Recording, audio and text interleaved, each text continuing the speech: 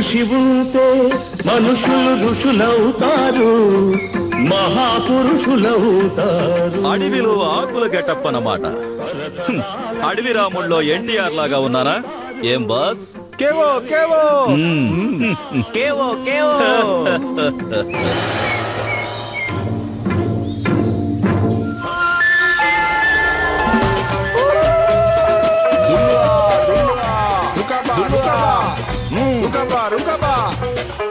రుకబా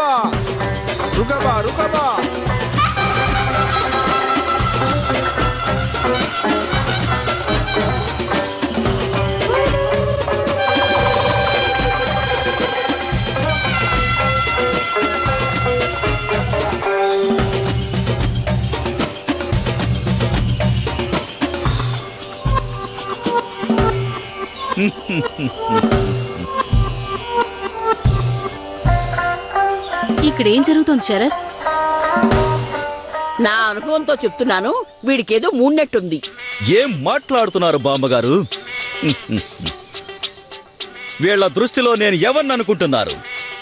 ఈ గిరిజనులను ఉద్ధరించడానికి పైనుంచి దిగి వచ్చిన యుగ పురుషుణ్ణి అనుకుంటున్నారు.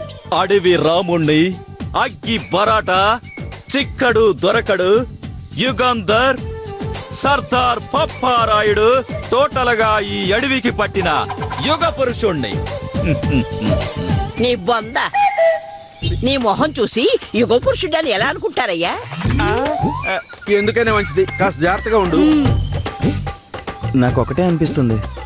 ఏమనిపిస్తుంది సార్? వీళ్ళంతా నా కోసం ఒక శిలా విగ్రహం కట్టిస్తారనిపిస్తుందా?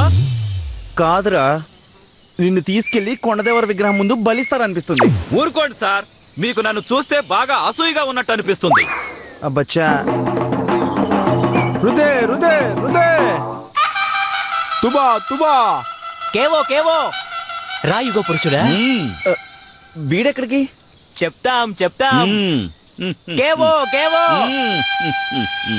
రా యుగ పురుషుడా, రా కూర్చో. బక్రా బక్రా బక్రా బక్రా బక్రా బక్రా బక్రా బక్రా బక్రా